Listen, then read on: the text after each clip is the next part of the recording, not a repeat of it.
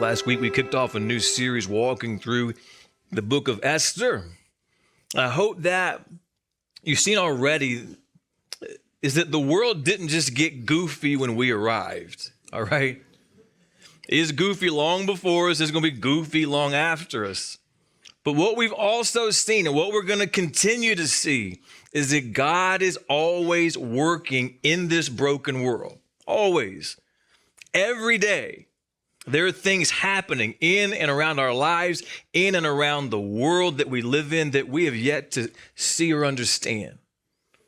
But at the right moments, again, in our individual lives, in the world around us, God's working.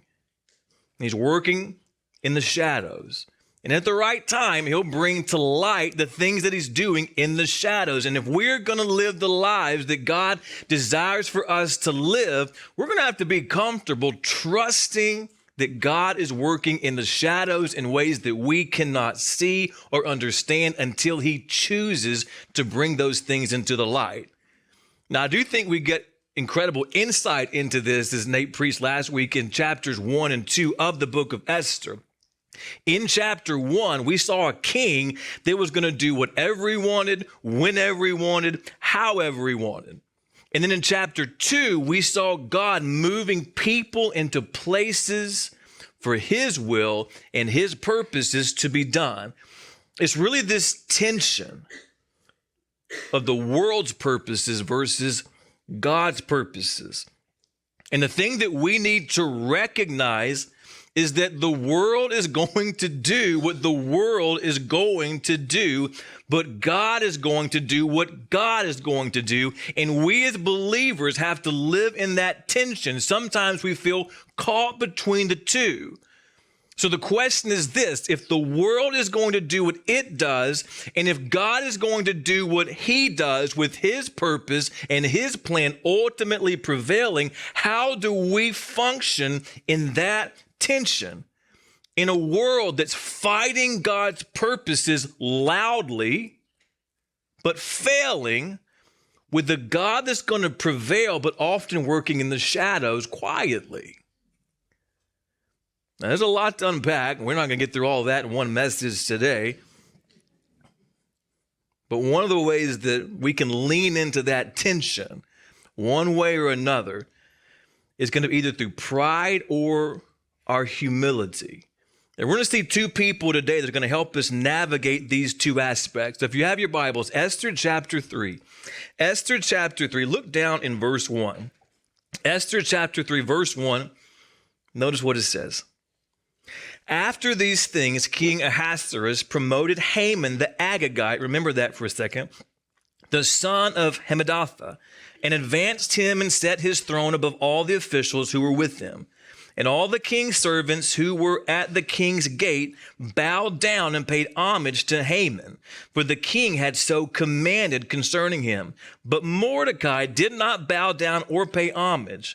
Then the king's servants who were at the king's gate said to Mordecai, "Why do you transgress the king's command?"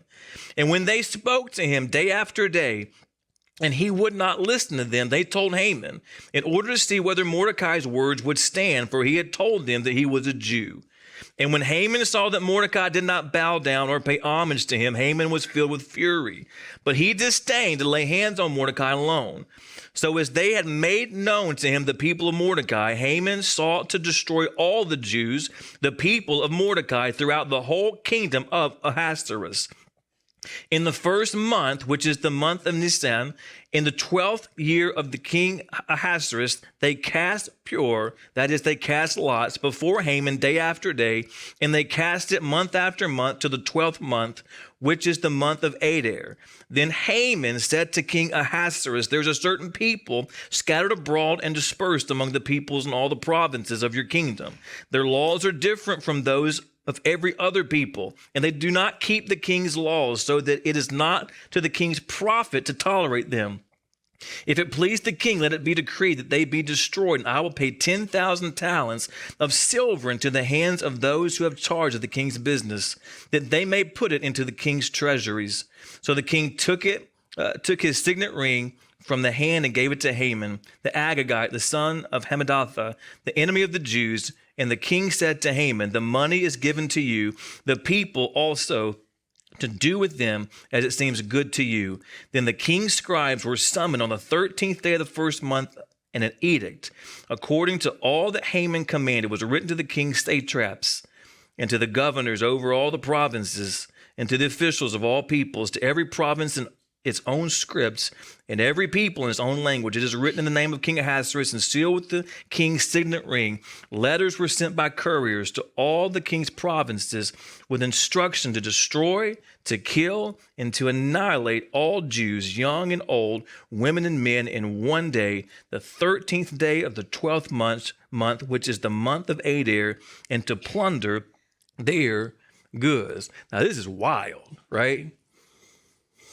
But what I want you to understand is what we see is the root in the living out of pride as it pertains to Haman. The first thing I want you to notice is this. If you're taking notes, I want you to notice the pride.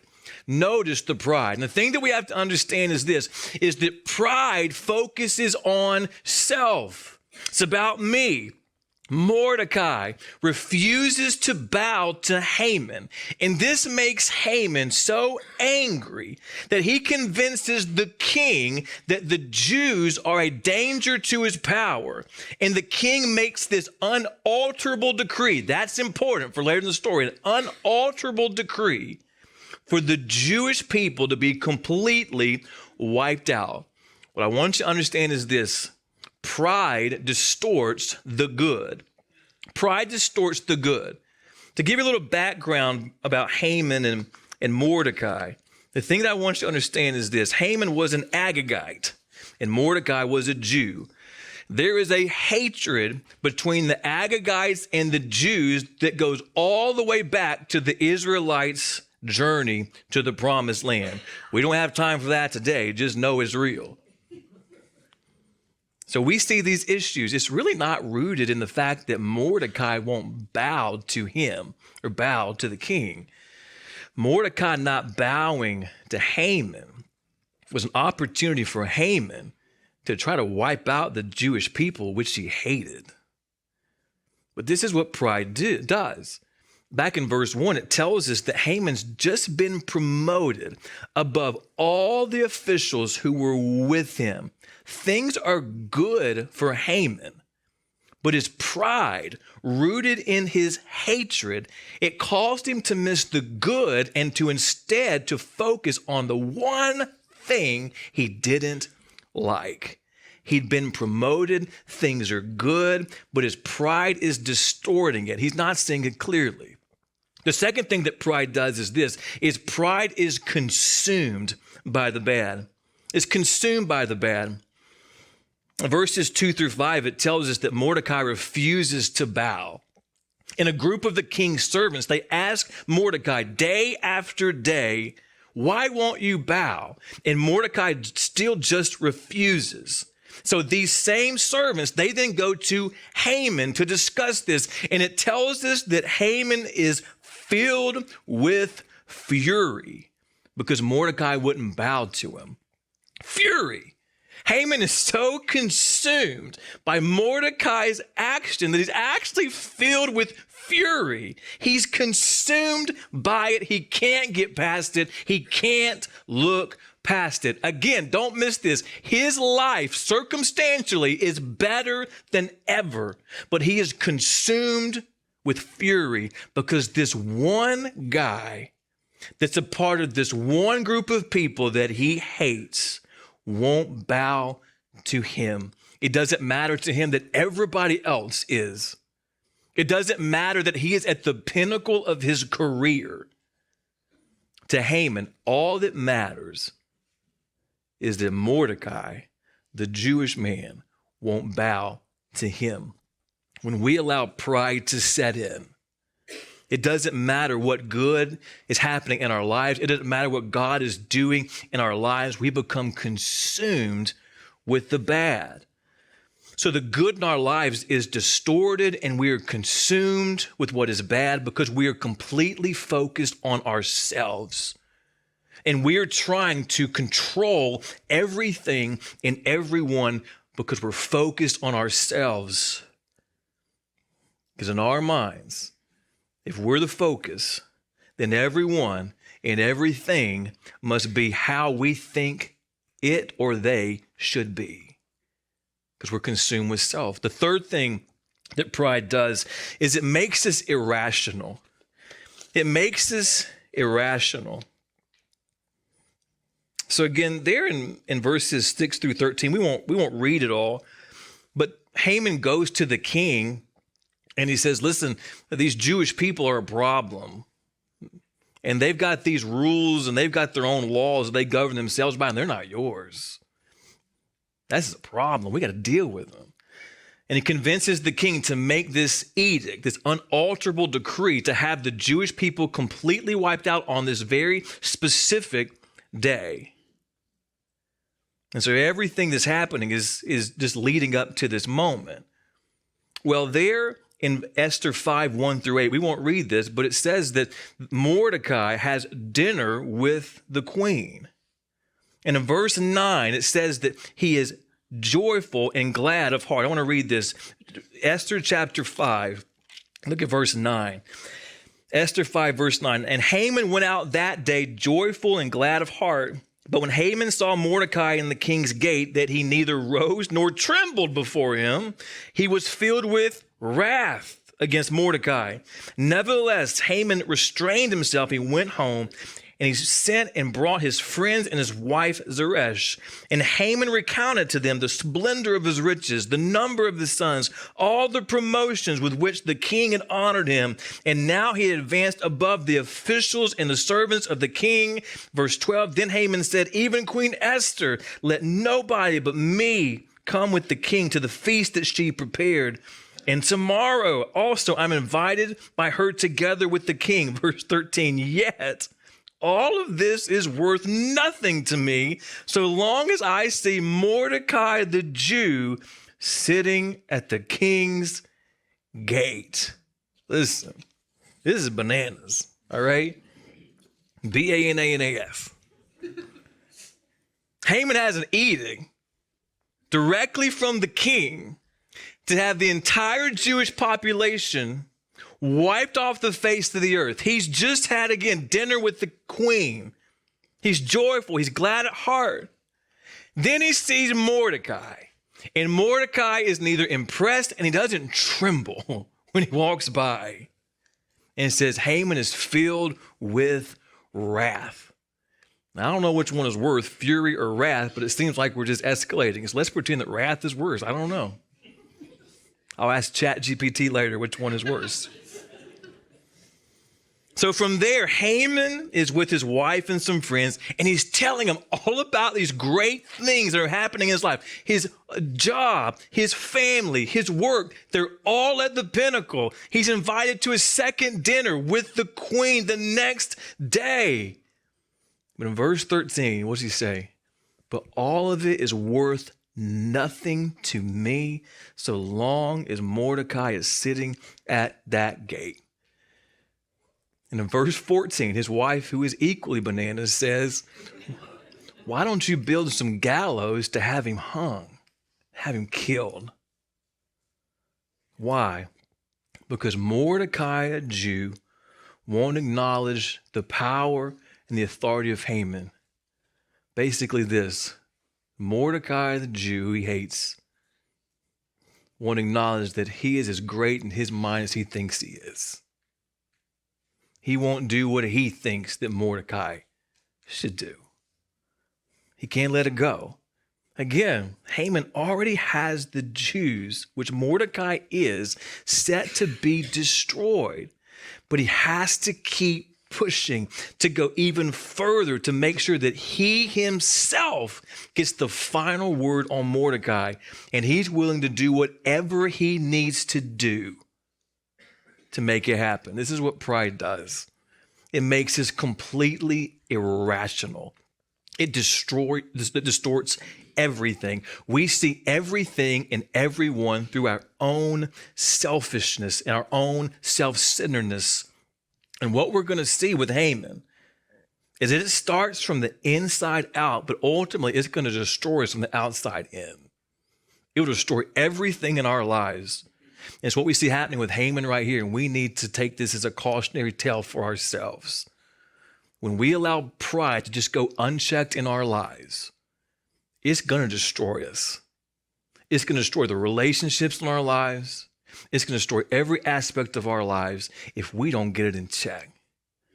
But what we have to always understand is this, is we can't just say, don't be prideful, don't be prideful, don't be prideful. That's often what we do with any type of like struggle in our lives. Like, don't do this, don't do this, don't do this, don't do this. And I always equate that to the reality of like being on a diet and putting a donut on a plate in front of you. Like, don't eat the donut, don't eat the donut, don't eat the donut. Right? What are you going to do eventually? You're going to destroy the donut and then whatever's left in the box. So what we have to understand is this, if we're just saying don't do this, so I'm telling you this morning, like pride will destroy you, it will destroy me. It'll destroy our relationships, it'll destroy our lives. Don't do it. Let's pray, go in peace, have a great week, right? And you're like, all right, I can't be prideful. What we have to understand always is that when God tells us something to not do or not be, he replaces it with what we should be. And so as I'm telling you this morning, we can't be prideful. We need to look at our hearts and look at our lives and say, is pride an issue? Are there certain places where it's an issue? And how do I begin to bring accountability to deal with it? But once we understand that it's a problem, what do we put in its place? Because if we just create a hole in our lives, it's just going to wander back in there eventually. And so that's what we understand is we can't be prideful. We have to deal with pride, but instead we are to be those that live in humility. The second thing I want you to notice is this. I want you to notice the humility. Notice the humility. Look at Esther chapter 6. Esther chapter 6, verses 1 through 14. So we're fast forwarding in the story. By this point, Haman's trying to have Mordecai hung from gallows. He's got those built. He's leading up to the second banquet with the queen. Right here in verse 1 is between those two things. On that night, the night the gallows were built, the king couldn't sleep, and he gave orders to bring the book of memorable deeds, the chronicles, and they were read before the king. And it was found written how Mordecai had told about Bigthana, which is his rapper name, and Teresh. Every time I read it, I'm like, Bigthana, like, it makes me laugh every time. I try to hold it together, but I was like, it makes me laugh every time. Let's just be honest about it, Let's be real. His real name is Clarence, probably, but.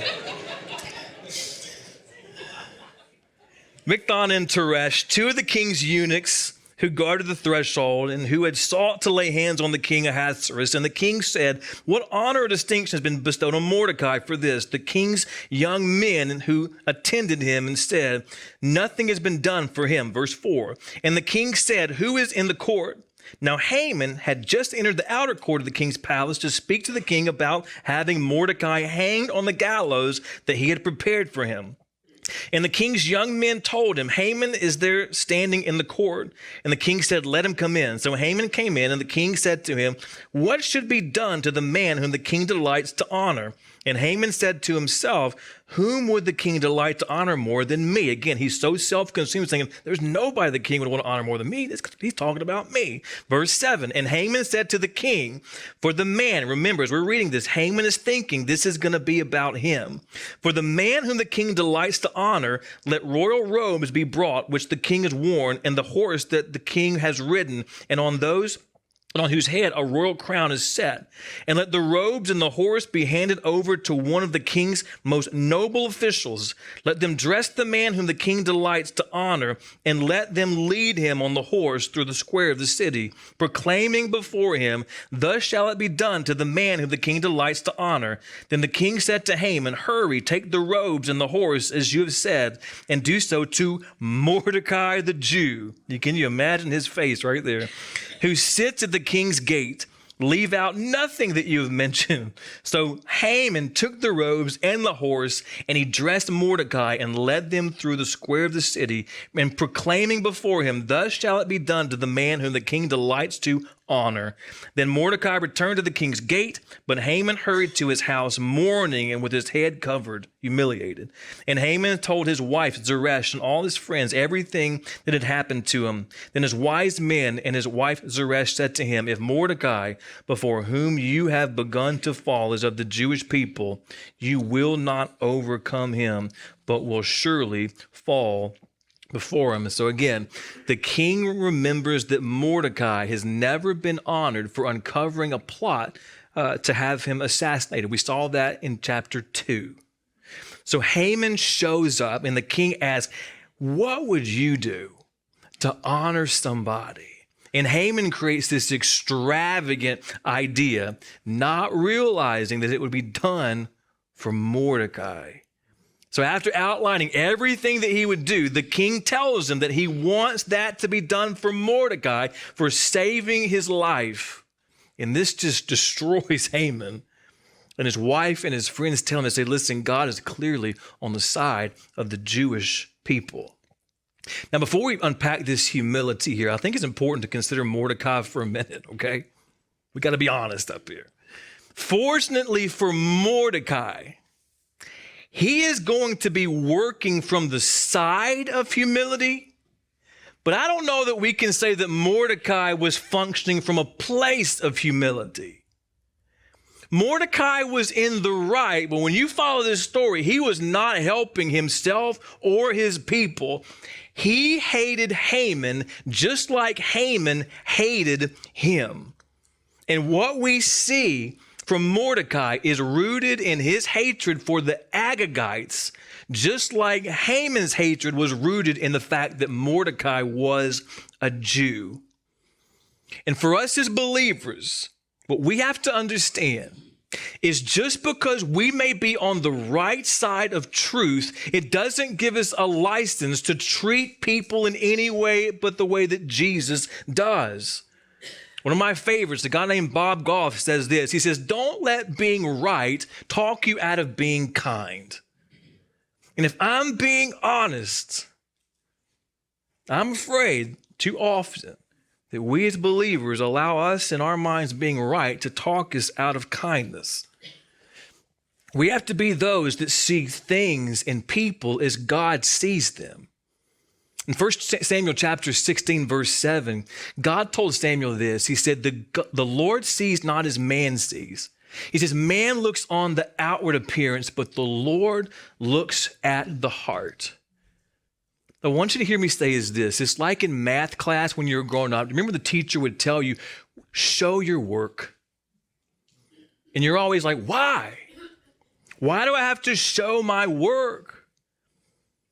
Because what that teacher understood was just because you got the right answer doesn't mean you got there the right way. And if you're getting the right answer the wrong way, eventually you're going to begin to get the wrong answer the wrong way. So often what I see, just being very honest, is we as believers, we think that because we hold truth, that we get to speak that and communicate that in any way that we want. And we say, look, I got the right answer, outward appearance. And God looks at us and he says, show me your work. And what he's saying is, show me your heart by how you got there. We need to be less concerned about, look, I got the right answer, and more concerned with how did I get to the right answer? This is where Mordecai is. Mordecai was on the right side of things, but he didn't get there by the right process. And when he had to show his work, when we see his work, it don't add up. And God's going to deal with that as we see the story unfold. But we have to understand that the process by which we got the correct answers says a lot more about us than actually arriving at the right answer. We as believers need to be very comfortable with showing our work, showing our heart how we got there. So with that in mind, what we have to understand is this about humility. Humility rests in God. Mordecai had been faithful constantly at the king's gate, and humility rests in God's providence. It rests in his providence. There in verses 1-3, it talks about this specific night. The king could not sleep, and he gave orders to bring this book of memorable deeds, which I'm trying to get my wife to keep one of those in our house. I'm like, will you just read me all the good things I did, all the good stuff, She won't do it. I don't know. And so he gets this person to come and just begin to read this book of memorable deeds, which in his mind is going to make him go to sleep, which is also a funny part of it. But anyway, and as he's reading it, he would say, whoa. That thing about Mordecai that you just read, that guy that saved my life, what did we ever do for him? And they said, we didn't do anything for him. So it just so happens on the night that Mordecai is determined to build gallows to have, Haman has built gallows to specifically have Mordecai hanged. The king just so happens not be able to sleep. As they're reading through this book, the servant just so happens to read about Mordecai. The king just so happens to pick up on it. He just so happens to ask. And to this point, nothing has been done for Mordecai. Providence. We say coincidence. The reality is this. In God's story, there are no coincidences. There's only providence. I read a quote that says, providence means that God is behind the scenes, stitching together a plan for your good and his glory, even when you can't see it. What we have to understand is Mordecai is not in the room right now, but God is working on Mordecai and the Jewish people's behalf. We have to become very comfortable understanding that just because we're not in the room or in the circumstances does not mean that God is not working. He's always working. And we have to get out of the mindset of coincidence and just so happens and say the things that happen is because God is working. So we see God's providential hand, but the second aspect of humility is this. Humility rests in God's intervention. It rests in God's intervention. Again, right after this in verses 4-11, the king says, hey, who's in the courtyard? And they say, oh, Haman's out there. Why is Haman there? To come talk the king into killing Mordecai. And so he brings him in and says, hey, what would you do for someone that you just think is great? And this is where Haman begins to walk out the whole scenario of this is what I would do. And then he says, I want you to go do that for Mordecai, because here's the deal. If Haman is leading Mordecai around on a horse, he can't have Mordecai hanging in the gallows. God is working. He's intervening.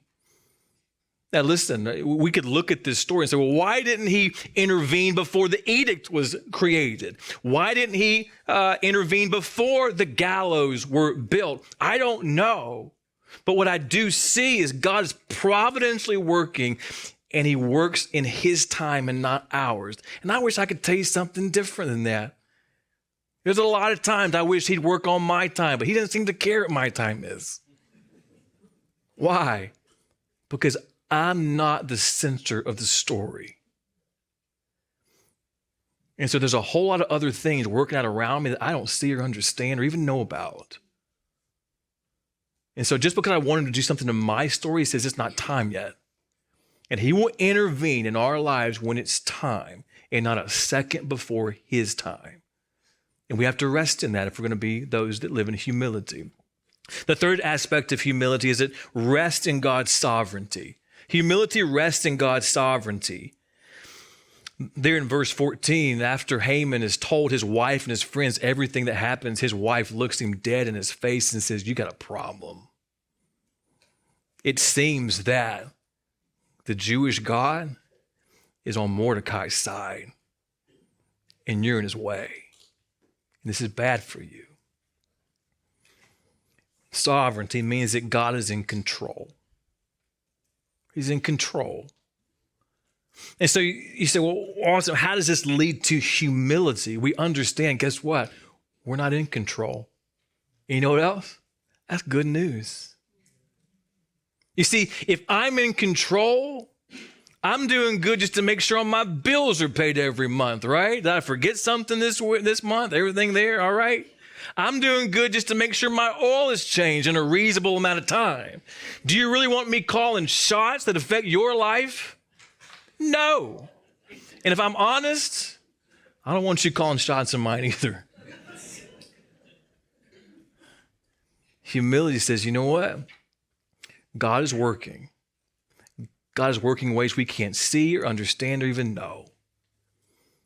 it says, and he's going to intervene when it's time.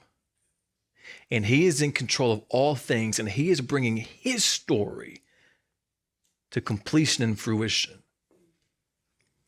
So I'll trust him way more than I trust me. And it brings this rest to our lives to say, I'll take my hands off of it. Well, how do we do that? We have to know him well enough to trust him. We have to know him well enough to trust him. So we grow through a knowledge and understanding through his word to know him. You know, I didn't propose to my wife on the first date. Why? I wanted there to be a second date. That's free dating advice. Guys or girls. If you're ever in a relationship and you're like, I want out, the first date was terrible, you don't want a second date, propose. All right? If they say yes, I don't know what to tell you at that point. Just read the room. I don't know.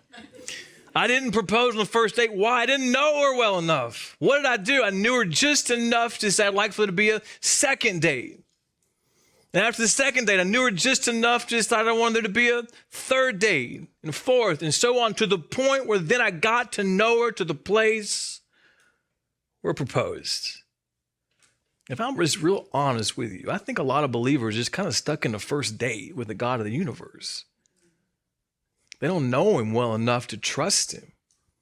They don't know him well enough to be like, can I trust him with my circumstances? So we freak out, we shift to the broken side of us of pride, and we take control. And what does pride do? It distorts, it consumes the bad. Why? Because we've got to be in control. And if it's something bad in our lives and we're in control, we got to fix it. And that involves fixing people, which don't happen. Instead, we say, I know the God who promises to work all things together for the good of those who love him.